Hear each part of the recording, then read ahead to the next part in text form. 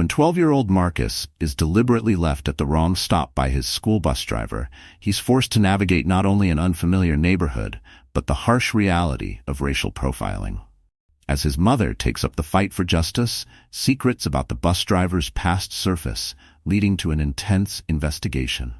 Will Marcus's courage and his family's determination be enough to expose the truth and spark real change?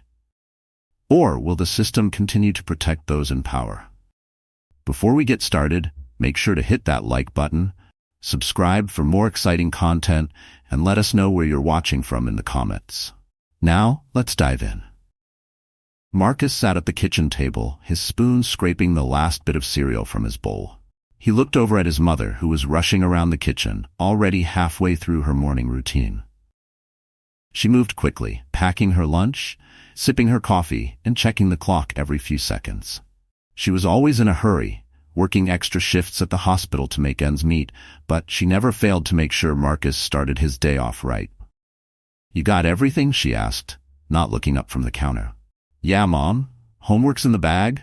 Lunch too," Marcus replied, glancing at the clock on the wall. "I gotta go. Bus is coming in a few minutes." His mother turned, her eyes softening for a moment. "Be safe, Marcus. I'll see you tonight. Remember, I'm working late, so you're on your own for dinner."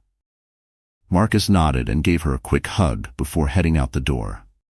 As he walked down the street toward his bus stop, the cool autumn air brushed against his face, and he felt a tinge of excitement for the day ahead. Science class was his favorite, and today they were doing experiments with magnets. He had been reading up on the subject and couldn't wait to impress his teacher. When the bus pulled up to the stop, Marcus noticed something different. The regular driver, Mr. Johnson, wasn't there. Instead, an unfamiliar face sat behind the wheel. A man who looked older, with a thick gray mustache and a hardened expression. The way his eyes lingered on Marcus as he climbed aboard made him feel uneasy, but he brushed it off. It was just a new driver. No big deal. Marcus made his way to his usual seat near the middle of the bus and settled in. The ride to school went as usual, with kids chatting, some playing on their phones, others staring out the window. But something about the way the new driver glanced in the rearview mirror, specifically at Marcus, left him feeling unsettled. He shrugged it off again, focusing on the day ahead. The school day passed in a blur of classes, friends, and the buzz of excitement from the science experiment. But as the final bell rang, that odd feeling from the morning returned. Marcus grabbed his backpack and walked to the bus line, scanning the rows of students. There was still no sign of the regular driver, Mr. Johnson. It was the same man from this morning. Mr. Turner, the substitute. The ride home was uneventful at first. Marcus sat quietly, listening to music through his headphones. But as the bus drew closer to his stop, he noticed something strange. Mr. Turner wasn't slowing down. He knew the routine, and this wasn't part of it. "Excuse me," Marcus called out from his seat as they passed the familiar landmarks of his neighborhood. "That was my stop." The driver glanced at Marcus in the rearview mirror, but his face remained expressionless. "Sit down, kid, we'll get there," Mr. Turner grumbled. Confused, Marcus sat back down, his heart racing. Maybe the driver didn't know the route well. Maybe he made a mistake. But as the bus turned onto an unfamiliar road, Marcus's anxiety grew. They were heading farther away from his home, into a part of town he didn't recognize. "Sir, I need to get off," Marcus said, his voice louder this time. He stood up, clutching his backpack tightly. My stop was back there. Without even turning his head, Mr. Turner pulled the bus over to the side of the road in a neighborhood Marcus had never seen before. "This is your stop," the driver said flatly, his voice laced with something cold. Marcus hesitated, his instincts telling him something was wrong, but the other kids were staring at him, and he didn't want to cause a scene. He stepped off the bus, hoping he could figure out his way home from here. The bus pulled away without another word, leaving him standing alone on the sidewalk in an unfamiliar place. As the bus disappeared from view, the full weight of his situation hit him. He had no idea where he was, and the sun was already starting to dip below the horizon. Panic began to set in as Marcus looked around at the unfamiliar streets and houses. He pulled out his phone to check the map, but the battery was nearly dead. Marcus's mind raced. Why had Mr. Turner dropped him off here? It didn't feel like a mistake. The driver's dismissive attitude, the way he had ignored Marcus's pleas, it felt intentional, like he didn't care what happened to him. Worse, it felt like he wanted this. The streets around him were eerily quiet. He started walking, trying to remember which direction they had come from, but everything looked the same. House after house, each one unfamiliar, each one silent. A few cars passed by, but none slowed down or offered help. The sinking feeling in Marcus's stomach deepened. He kept walking, hoping to find something, anything, that looked familiar. But with every step, he felt more lost. The chill in the air grew sharper as the evening settled in, and the distant hum of traffic did nothing to calm his nerves. His heart pounded in his chest as he replayed the day's events in his mind. How could this happen? Why didn't the driver stop at his usual place?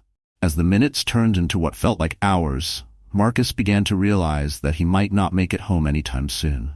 His thoughts raced. His mom would be worried sick. She had told him to be careful, but this was beyond anything he could have imagined.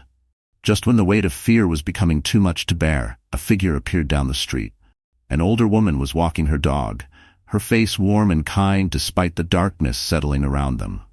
Marcus hesitated, but something about her demeanor gave him hope. "Excuse me," Marcus called out, his voice trembling. "Can you help me? I think I'm lost." The woman looked up, her expression immediately softening as she saw the fear in Marcus's eyes. "Oh, honey, what happened? Where are you supposed to be?" Marcus quickly explained the situation, his words coming out in a rush of panic and confusion. The woman, whose name was Mrs. Johnson, listened intently, nodding as she pieced together what had happened. "You poor thing," she said, shaking her head. "Come on, let's get you home. You can't be out here all alone." Mrs. Johnson's kindness was a lifeline in the storm of emotions swirling inside Marcus. She offered him a ride, and as they drove toward his neighborhood, Marcus felt a sense of relief wash over him. But underneath that relief was a growing anger, a deep, gnawing sense of injustice. What had happened to him wasn't just a mistake. It felt wrong, purposeful. As they pulled up to his house, Marcus thanked Mrs. Johnson profusely. She gave him a reassuring smile before driving away, leaving him standing on the porch, still trying to process everything that had happened. When Marcus's mother came home later that night, she found him sitting on the couch, his face pale and his eyes distant. When he told her what had happened, her fury was immediate. This wasn't just an issue of being left at the wrong stop.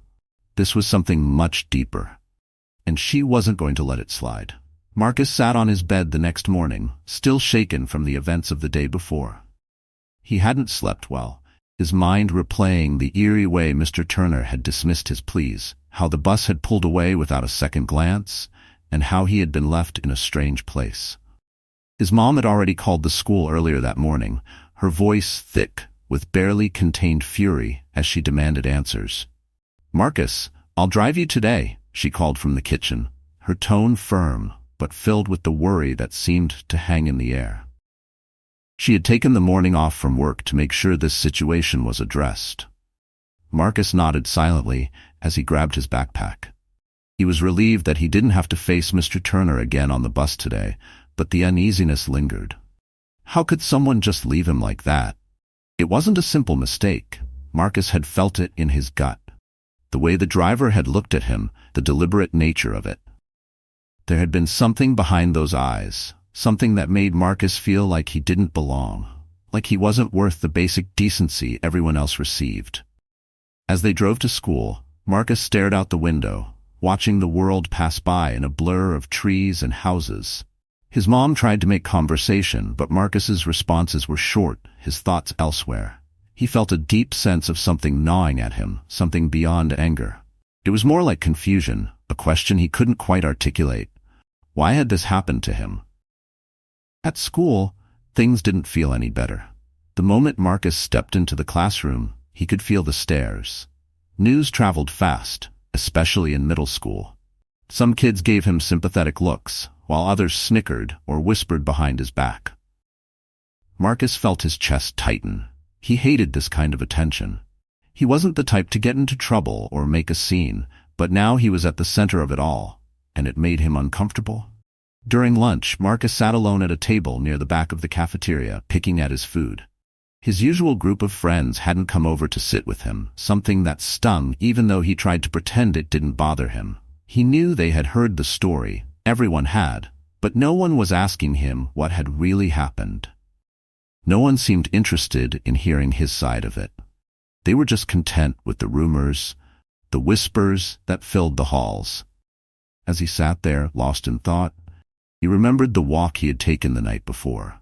The long, terrifying journey through streets he had never seen before. It was more than just getting lost. It was the feeling that no one cared, that people had seen him and simply turned away. He thought about the way people had crossed the street as he walked by, their eyes avoiding his. He had felt invisible in the worst way possible, like he didn't matter. He remembered the heavy silence that had followed him, punctuated only by the occasional car that sped past, its headlights briefly illuminating his scared face. He had tried to stay calm, tried to remind himself that he would find his way back eventually. But as the minutes turned into an hour, that calm had crumbled. He had felt the weight of something much bigger than just being lost. He felt like he didn't belong, not just in that strange neighborhood, but in the world around him. Later that afternoon, when the final bell rang, Marcus was dreading the thought of the bus ride home. His mom had driven him in the morning, but she wouldn't be able to pick him up after school. She had to get back to work. He stood in front of the bus line, watching as students filed onto the buses, his heart racing as he scanned for Mr. Turner. His palms were sweaty, and his feet felt like they were rooted to the ground. "Hey, Marcus," a voice called from behind. He turned to see his friend Jamal, who had been absent during lunch. Jamal was one of the few people who didn't seem to be avoiding Marcus today, and his presence brought a small sense of relief. "Hey," Marcus replied, trying to sound casual, but the strain in his voice was noticeable. "You good, man?" "I heard what happened," Jamal said, his brow furrowed with concern. "That's messed up." "Yeah, I don't know what his problem was," Marcus muttered, kicking at the pavement. "I told him it was my stop, but he just ignored me." Jamal shook his head in disbelief. "Some people, man, you think it was on purpose?" "I don't know," Marcus said, though deep down he was sure it was. But it felt like it. Jamal nodded in understanding. "That ain't right, you tell the principal?" "My mom did. She's all over it," Marcus replied, feeling a mix of gratitude and embarrassment about how fiercely his mother was handling the situation. "But I don't know if they'll even do anything." "You know how it is," Jamal said, his tone laced with the same quiet resignation Marcus had been feeling. They didn't need to say it out loud, but both boys knew exactly what they meant. Sometimes, no matter what you did or how right you were, things didn't change, especially for kids like them. "Anyway," Jamal said, changing the subject, "I'm walking home today. My mom's making me. You want to come with?" Marcus hesitated. The walk home was long, but anything was better than getting on that bus again, facing Mr. Turner's cold, dismissive face, or feeling the weight of the other students' stares. "Yeah, I'll walk with you." As they started their journey home, the walk felt different than the one Marcus had taken the night before. It was longer, but this time he wasn't alone. The silence that had hung over him yesterday was replaced with conversation, with Jamal cracking jokes and talking about basketball. But despite the lightheartedness, Marcus couldn't shake the feeling of unease that had settled deep in his chest. Halfway through the walk, they passed by a group of kids from school. One of them, Kevin, a boy who had always been known for causing trouble, shouted something from across the street. "Hey, Marcus, you get lost again, or you need another bus ride to nowhere." Marcus's face flushed with anger and embarrassment, but Jamal was quick to respond. "Shut up, Kevin. You're not funny." Kevin laughed, along with a few other boys who had gathered around him. "Whatever, just telling the truth." Marcus clenched his fists but kept walking. Jamal's presence beside him was the only thing that kept him from snapping back, but inside he was seething. The walk that had started off as a relief now felt heavy again, the weight of what had happened dragging him down. When Marcus finally made it home, his legs ached and his mind was racing. The walk with Jamal had helped, but it hadn't erased the underlying pain and confusion that had been gnawing at him. Why had Mr. Turner done that? Why hadn't anyone else seemed to care? Marcus collapsed onto his bed, staring up at the ceiling. His mom wasn't home yet, and the house felt empty. He thought about Mrs. Johnson, the woman who had helped him the night before. Her kindness had been a lifeline, but even that felt like a band-aid on something much deeper. In that quiet moment, as Marcus lay there in his room, he realized something. This wasn't just about the bus driver, or about getting left at the wrong stop. This was about something bigger, something that had been following him his whole life. The way people looked at him, the way they treated him differently, the way they seemed to expect less of him, as if he didn't belong. It wasn't fair, and for the first time, Marcus felt a deep, burning need to do something about it. The next morning, Marcus woke to the sound of his mother's voice, more strained than usual. She was pacing back and forth in the living room, talking on the phone with the school principal, her words sharp, frustration etched in every syllable. The conversation was clearly not going well. "I don't care what his intentions were. My son was left miles from his home. Intentionally, this is unacceptable, and I expect you to take this seriously," she said, her voice rising. "No, I don't want to hear about protocols being followed. If this had been someone else's child, would you still be brushing it off like this?" Marcus stayed in his room, listening to the heated exchange. His stomach knotted with a sense of dread, knowing that no matter how much his mother fought, the school might not do anything. It wasn't the first time they had encountered this kind of response, dismissiveness when something serious had happened to Marcus. His mother had always tried to shield him from the worst of it, but he could see through her attempts to stay positive. He knew she was tired of fighting, but she never let it show. After what felt like an eternity, she finally hung up, exhaling a frustrated sigh. A moment later, she poked her head into Marcus's room. "Hey, sweetie, you ready for school?" Marcus nodded silently, swinging his legs off the bed. He didn't feel ready at all, but he knew his mom had already gone through enough stress. He didn't want to add to it by complaining. "They're investigating the situation," she said, trying to sound hopeful. "But don't worry, I'm not letting this go. Mr. Turner will be held accountable." Her words were reassuring, but Marcus could see the doubt in her eyes.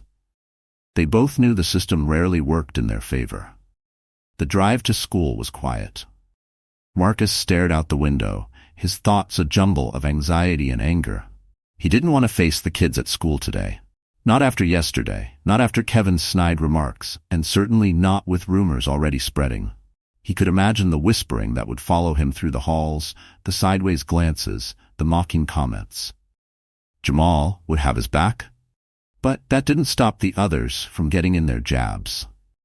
As they pulled into the school parking lot, Marcus noticed a group of kids standing by the entrance. His heart sank when he saw Kevin among them, smirking and talking animatedly with the others. Marcus could tell by the way they all turned to look at him that he was the subject of the conversation. He gritted his teeth and tried to ignore them, but the pit in his stomach grew heavier. "I'll pick you up after school today," his mom said, squeezing his shoulder before he stepped out of the car. "And if anything happens, you call me right away." "Okay, Mom," Marcus replied, his voice low.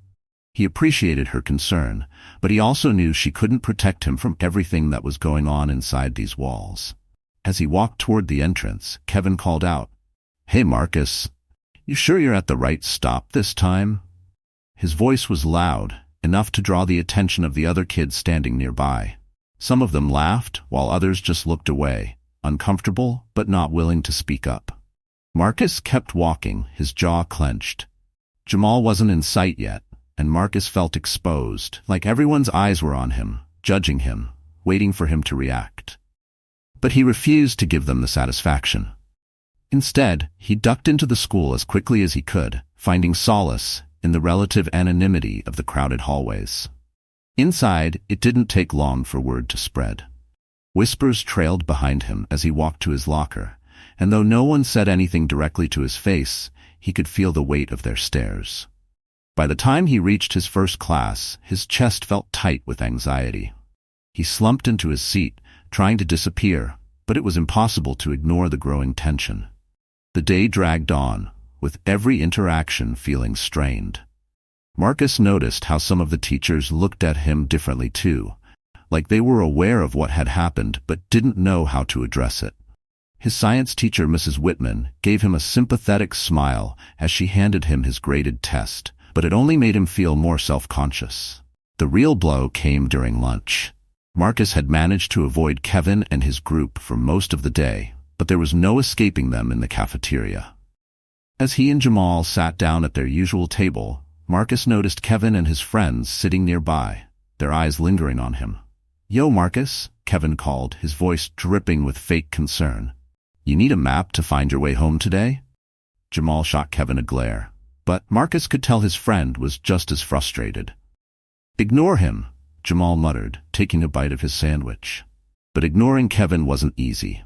Marcus could feel the eyes of half the cafeteria on him, waiting to see how he would react. His hands balled into fists under the table, and he forced himself to take slow, steady breaths, trying to keep his emotions in check. He had always been told to rise above it, to not let people like Kevin get under his skin. But it was hard. Every insult, every laugh felt like a jab to his very being. Jamal tried to keep the conversation light, talking about basketball practice and how he was thinking of trying out for the team next season. But Marcus wasn't really listening. His mind was elsewhere. On Mr. Turner, on the school's lack of action, on the injustice of it all. It wasn't just about the bus ride anymore. It was about everything that had led up to this moment. The countless small indignities, the subtle looks and comments, the way people seemed to expect less from him because of who he was. By the time school let out, Marcus was exhausted, both physically and emotionally. His mom was waiting for him in the parking lot, just as she had promised. He climbed into the car without a word, slumping into the seat. "How was today?" she asked, her voice gentle, but Marcus could tell she was bracing herself for bad news. "It was fine," Marcus mumbled, not wanting to go into detail. He knew she had enough on her plate already, and complaining wouldn't make things better.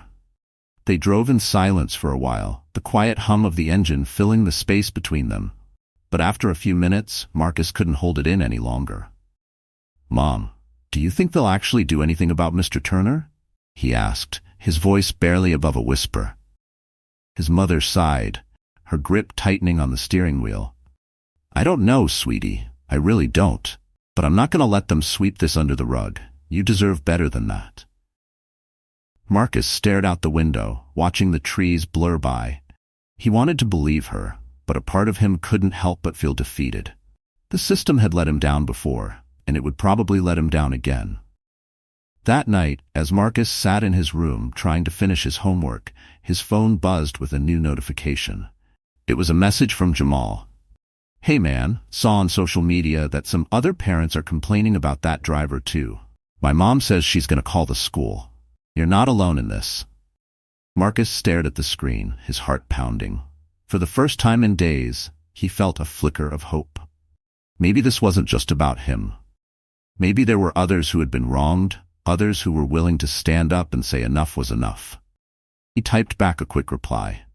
"Thanks, man, I appreciate it." As Marcus put his phone down, he couldn't help but think about all the other kids who might have been treated the same way he was, but who hadn't spoken up. Maybe this was bigger than just him. Maybe, just maybe, they could make a change. But as much as he wanted to hold on to that hope, the weight of doubt still lingered. Would anything really change? Or would it all blow over, forgotten in a few weeks? Only time would tell. The following week felt like a blur to Marcus.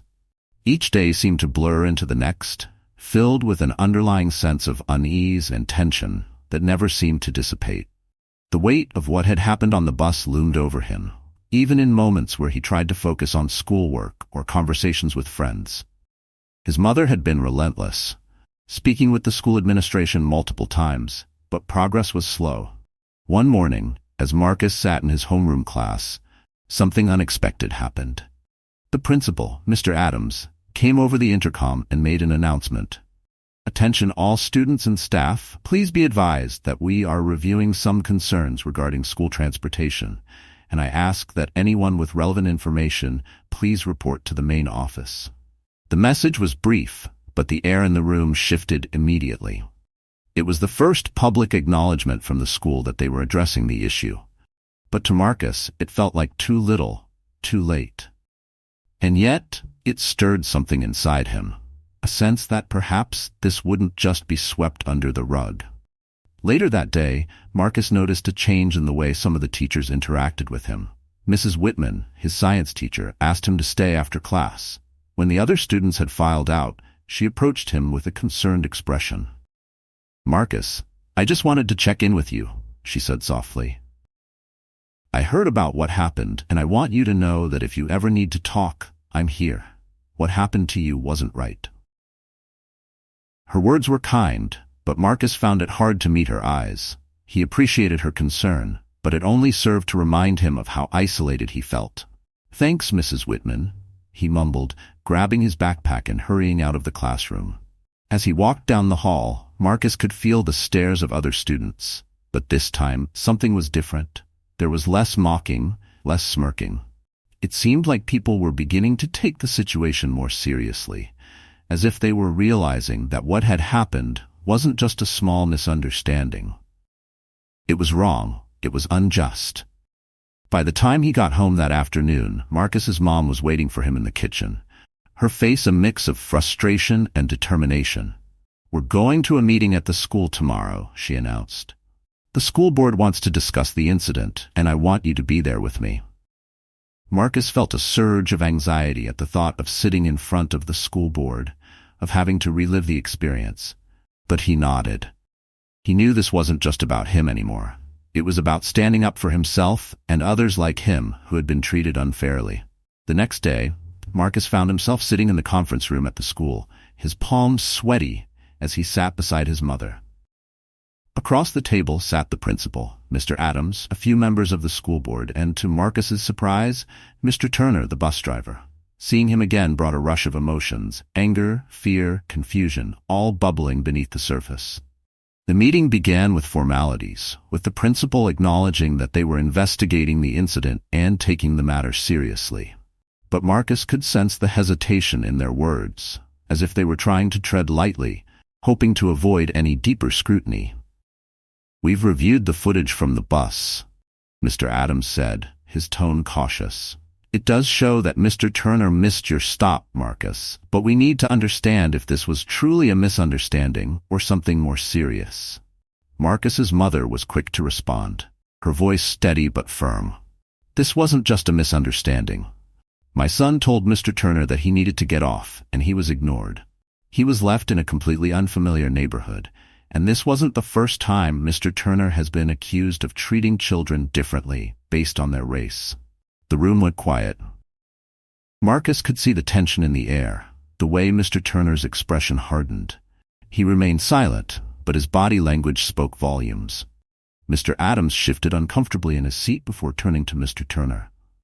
"Do you have anything to say about these allegations?"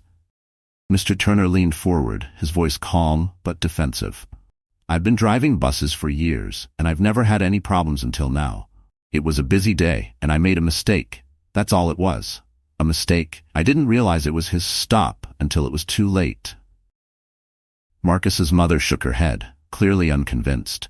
"If it was just a mistake, then why did you ignore him when he told you it was his stop? Why did you refuse to listen?" Mr. Turner's jaw tightened. "I didn't hear him," he said curtly. Marcus felt a surge of frustration. He knew that wasn't true. He had called out to the driver multiple times, but his voice had been ignored, dismissed as if it didn't matter. His mother's voice grew sharper. "This isn't just about a single mistake. We've heard from other parents whose children have had similar experiences. Mr. Turner has been rude to minority students before, and it's unacceptable." At this, Mr. Turner's composure faltered slightly, but he quickly recovered. "I treat all the kids the same. I don't see color. I don't know what you're trying to imply here." Marcus could feel the tension in the room building, and for a moment, he wondered if this meeting would end like all the others, with nothing changing. But just as the conversation seemed to hit a standstill, something unexpected happened. One of the board members, a woman named Mrs. Patel, cleared her throat. "I've reviewed the complaints we've received," she said, her voice calm but authoritative. "And there is a pattern. We've had multiple reports of similar behavior from Mr. Turner over the past year, and this is not something we can ignore." The room fell silent, Mr. Turner's face tightened, and Marcus could see a flash of panic in his eyes. Mrs. Patel continued, "The fact that this incident happened to Marcus is concerning enough. But when you look at the broader picture, it's clear there's more going on here." For the first time, Marcus felt a glimmer of hope. Someone was finally acknowledging the truth. This wasn't just about one bad decision or one bad day. It was about something much bigger, a pattern of discrimination that had been allowed to continue unchecked. As the meeting continued, Marcus felt a shift in the tone of the conversation. The school board members were no longer treating this as a minor issue. They were asking tougher questions, probing deeper into the history of complaints against Mr. Turner. And while Mr. Turner continued to defend himself, it was clear that his excuses were beginning to wear thin. By the end of the meeting, the school board made a decision. Mr. Turner would be suspended pending a full investigation. The weight of that decision hung in the air, and Marcus could see the frustration on Mr. Turner's face as he stood up to leave. For once, it seemed like the system was working. But Marcus knew that this was only the beginning. As he and his mother left the school that day, he couldn't help but feel a mix of relief and exhaustion. It had taken so much effort just to get to this point, and there was still so much more to be done. Later that evening, as Marcus sat at the kitchen table with his mother, she smiled at him, her eyes filled with pride. "You were brave today," she said softly. "I'm proud of you for standing up for yourself." Marcus nodded, feeling a sense of accomplishment, but also a lingering heaviness. "Do you think things will really change?" he asked, his voice quiet. His mother reached across the table and squeezed his hand.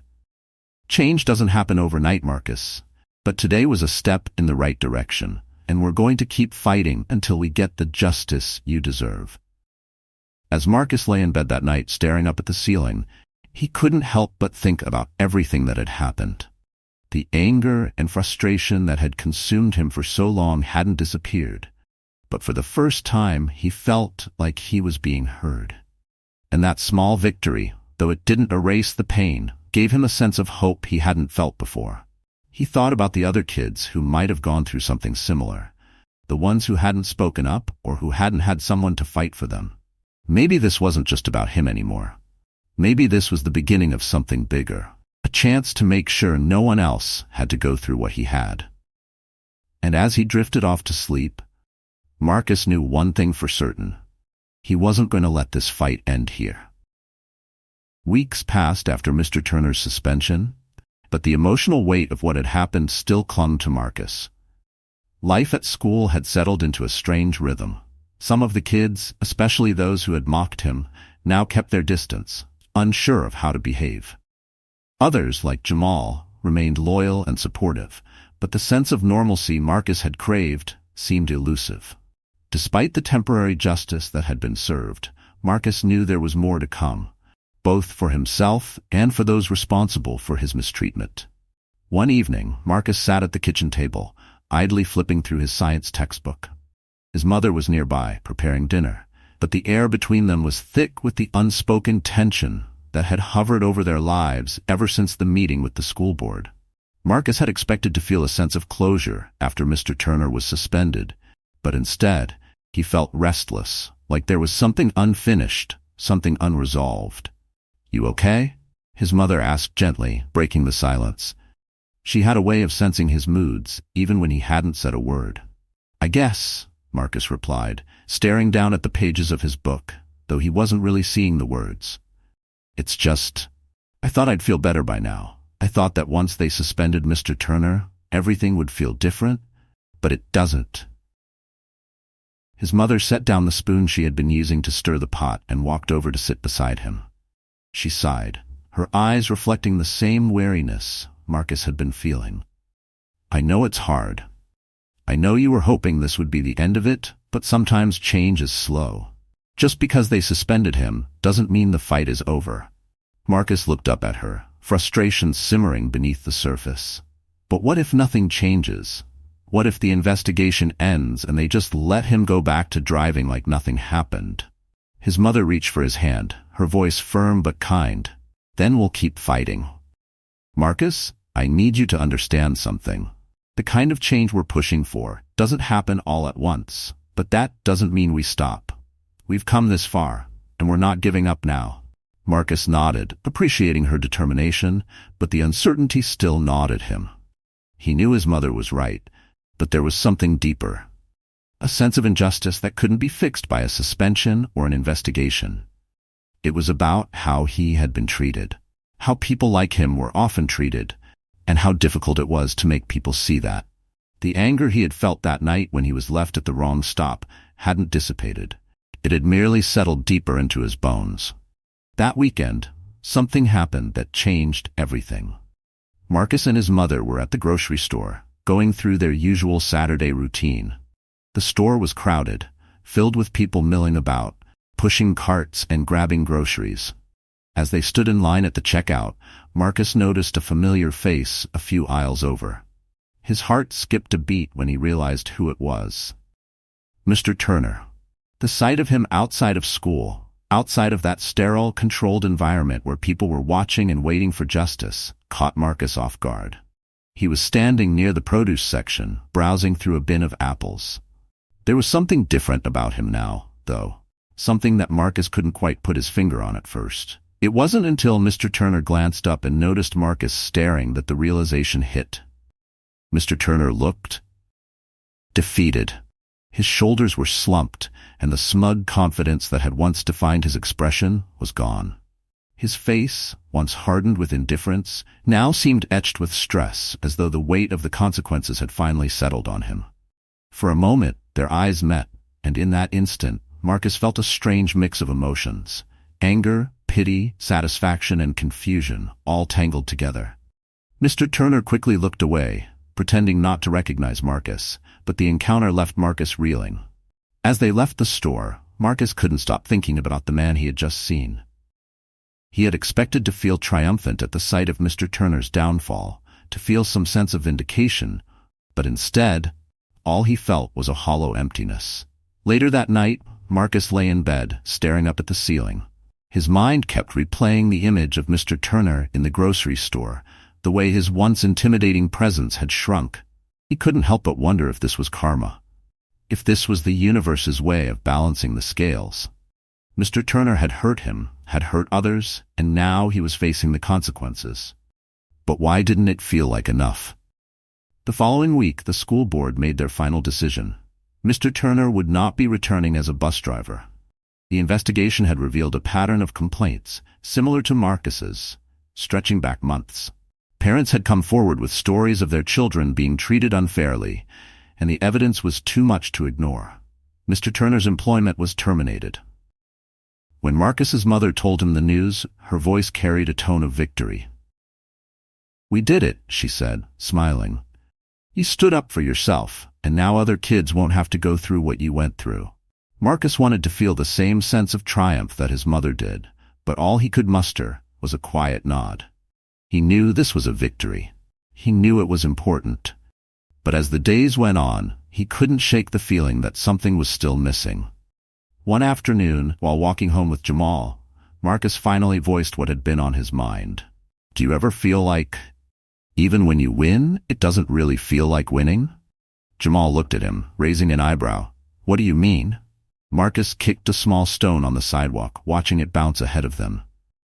"I mean, Mr. Turner lost his job, and that's good, I guess, but it doesn't change what he did. It doesn't change how people look at us." Jamal was silent for a moment, thinking, "Yeah, I get that. It's like, no matter what happens, we're still seen a certain way. Like one person getting what they deserve doesn't fix the bigger problem." Marcus nodded. That was exactly it. And even if we stop one guy, there's always going to be more. It just feels exhausting, you know? Jamal gave a small, sad smile.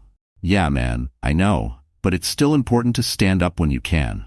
Even if it doesn't fix everything, it helps, and maybe, little by little, it'll start to change." Marcus thought about that for a long time after their conversation. Jamal was right. The world wasn't going to change overnight. There would always be people like Mr. Turner. People who judged others based on their skin, their background, or something else they couldn't control. But that didn't mean Marcus shouldn't stand up for himself, for others, whenever he could. In the days that followed, Marcus began to feel a sense of peace. Not because everything had been fixed, but because he had taken part in making things better. Mr. Turner had faced the consequences of his actions, and while it didn't erase what had happened, it meant that others wouldn't have to go through the same thing. And that mattered. One afternoon, as Marcus walked home, he noticed something he hadn't before. People smiled at him. A few even waved. They weren't the pitying, awkward glances he had grown used to.